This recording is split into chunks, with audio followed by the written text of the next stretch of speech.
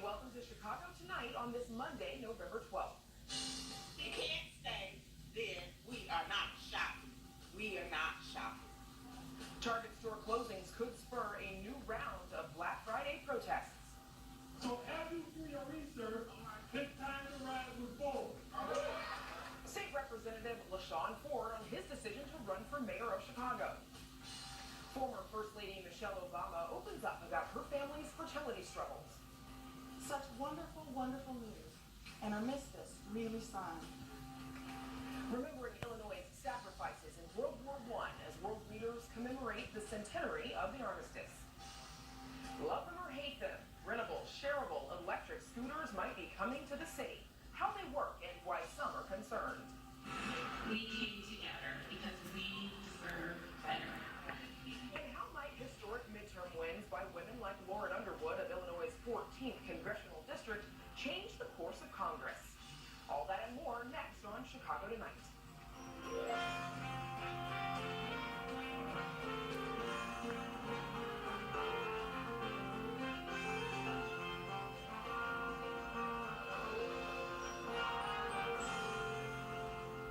Thanks for joining us. I'm Brandis Friedman. A daughter of Chicago comes home. Paris Schutz has that story and more of what's making news in Chicago tonight. Paris. And Brandis, the nation's former First Lady, Chicago native Michelle Obama.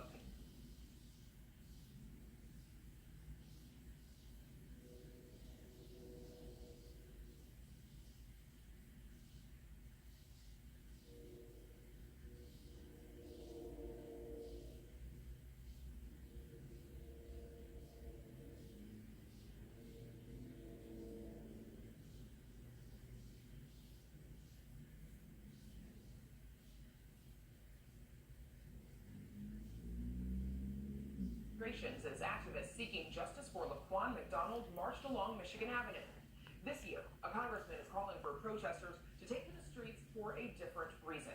Chicago Tonight's Amanda Vinicky is here with more on this. Amanda. Brandis, that's Congressman Bobby Rush who's calling for the Black Friday.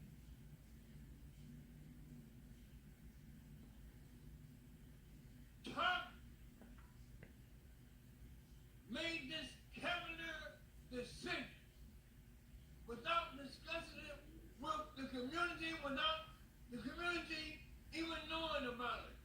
They made the decision in the dark to close the two targets that serves our community down, and we're not taking it anymore. He's calling on shoppers to hurt Target where it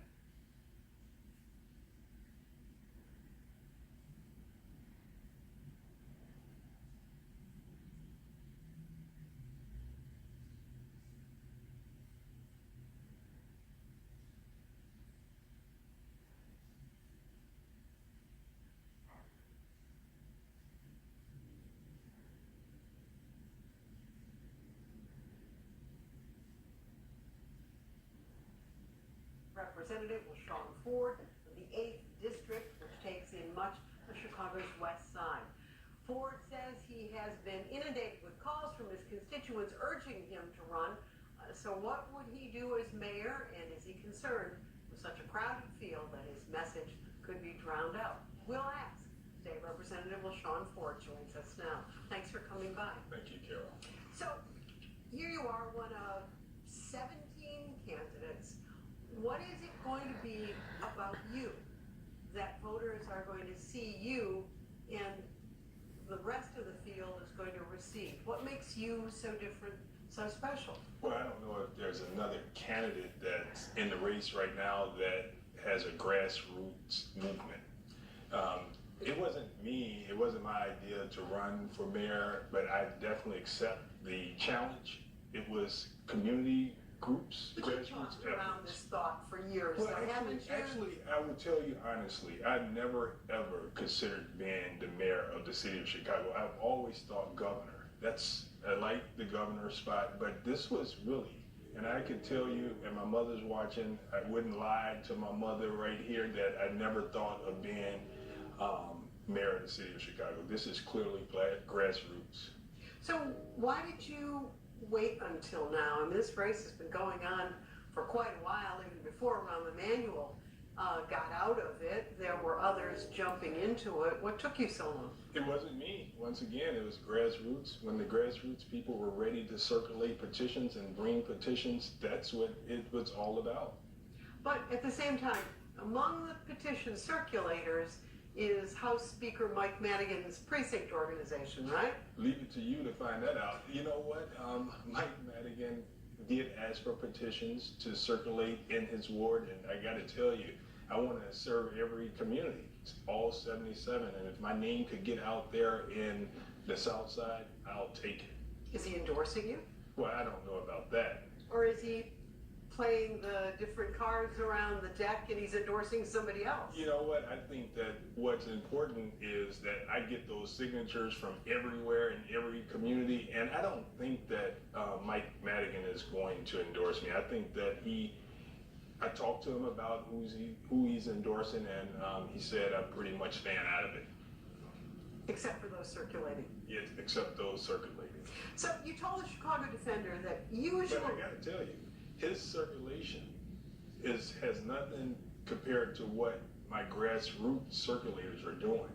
I mean, they have already collected 3 times the amount. So whether we have Mike Madigan's petitions in our pile or not, it wouldn't matter. So you told the Chicago Defender, usually progressive thought is determined by white liberal women. We need a progressive black agenda, and that's what I offer. Will you unpack that a little bit for us? Yeah, Carol. So I think that when you think about the progressive white agenda, I think that it's moved this state, the city forward in a great way, but we have to make sure that everyone is included in the Chicago agenda. And there's just certain elements of certain problems that black communities face that, that's being missed. We have a serious problem with the criminal justice system, and we're not dealing with that in the city of Chicago. That's a major problem, and it's causing a real root cause to the violence in the city. But Lori Lightfoot has been addressing that. Tony Preckwinkle, as Cook County Board President, has been talking about criminal justice for a long time. You're not the only one. Yeah, I'm the only one with a real progressive agenda that said that we need to make sure that individuals that have felonies get their records sealed, and after a certain period of time that those records go away if they are proven to be reformed. No one's saying that. I'm the first one to say, not Tony Preckwinkle, that we should free our jails up, our prisons up from non-violent offenders. I've been saying this for a very, very long time. When it comes to talking about progressive agenda, are you leaving Latinos out, Hispanics out? Absolutely not. I'm a progressive at heart. When you look at my reputation and my agenda in Springfield, I voted to protect women's rights with the abortion bill as a Catholic. I voted to have a sanctuary state in Illinois to protect the immigrants in the state. I voted to give them driver's certificates in the state of Illinois. I've also voted to do marriage equality in this state. I'm progressive, but we have to take that progressive agenda even further.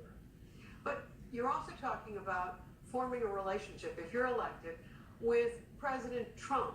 Do you see him as a progressive ally? Well, I don't think that I want to form a relationship with President Trump. What I want to do is make sure that Illinois receives as much tax dollars back to the state so that we can stop the onslaught of taxes and fees and all of the things that's driving families into poverty in the city of Chicago.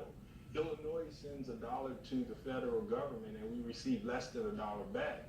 Some states send $1 and receive almost $8 back for their dollar. We cannot shut off our relationships with the federal government. Your own bio is interesting. You were born in Cabrini Green, raised on the west side. What else should we know about you in terms of your beginnings in this city? Oh, hard worker, raised by and adopted by my grandmother. I went to Catholic schools my entire life. I was going to be a priest, but I gave up that and became a teacher.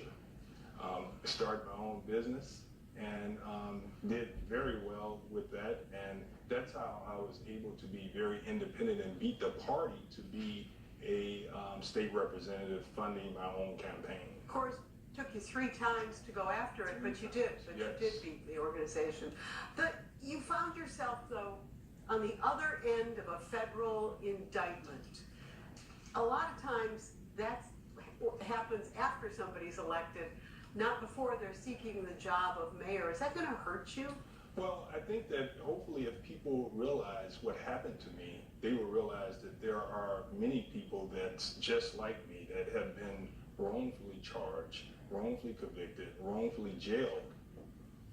I'm a voice for that, proven I almost could have gone to jail because plea deals were offered to me and I refused to take them and I fought.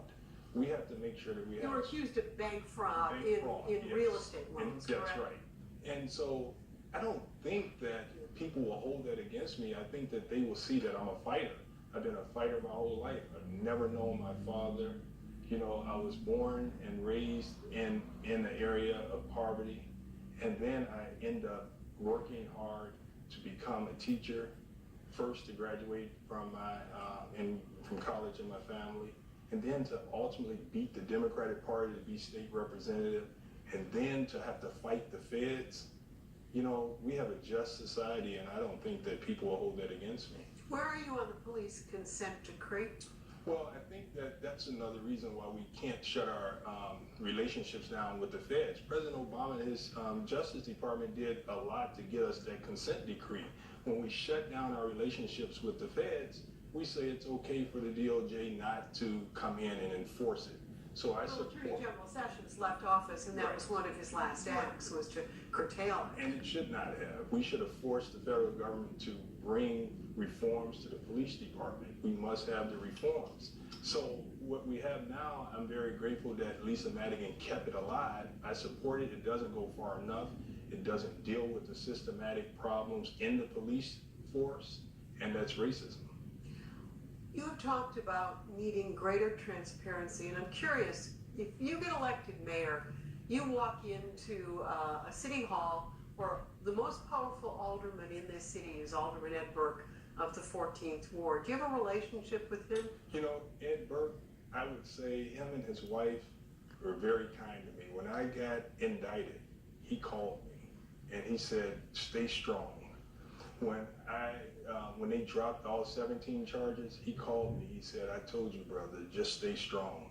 And I've had lunch with his wife. And, you know, I just think that, you know, I'll have a relationship with all of the aldermen because I've been working with them since I've been in office. But at the same time, are there some aldermen that have too much power, too much of a Absolutely. corner on power? Would he be one of them? You know what? I think that Alderman Burke has a lot of power, but once again, all good things for people come to an end, and I don't think that he will be there forever. There's going to be a new era in Chicago politics under a Ford administration, and I think that we can work with Alderman Burke, even though he's not supporting me, but we have to do what's best for the city. It takes money to run a mayoral campaign. I looked at your D2s, the State Board of Election. You don't look like you've got a lot of money in your account right now. Just stay tuned.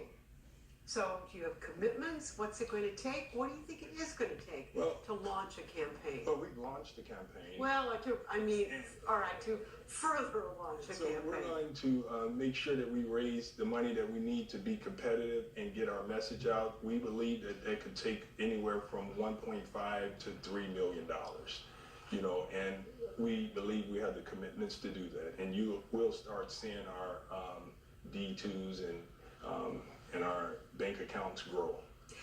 You've talked also about the need for families to have greater investment in poorer neighborhoods, like on the west side. Just saw Congressman Bobby Rush arguing about not closing Targets on the south side. That requires a plan. Do you have a plan for investment in those neighborhoods? And do you have an estimate on what it's going to cost and where the money would come from? So the mayor of the city, we have to, with his budget, he's responsible for the budget. So the mayor must have a strong moral budget. My budget will be moral and it will take care of the entire city. Right now, we know that there are communities that have not been invested in years. And so what we have to do first is make sure that we stop spending taxpayer dollars foolishly. Which would be on what? We spend too much money on police overtime. We have a $1.6 billion budget for police. So we have to make sure that we spend money on the front end and not on the back end of trying to make up for our problems.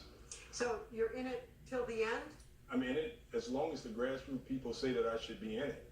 They're fueling this campaign, and I'm following the grassroots movement. But you've got to make a decision on your own. It's got to be your decision every bit as much as theirs. It's my decision, and I want to be in this race, but I can't be in it if the people are not with me.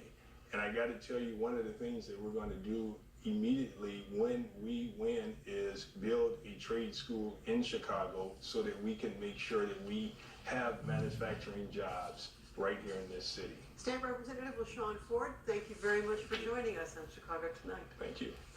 More ahead, stay with us. Chicago Tonight is made possible in part by the City Club of Chicago. Smart people may disagree about what makes a great city, but part of what makes Chicago great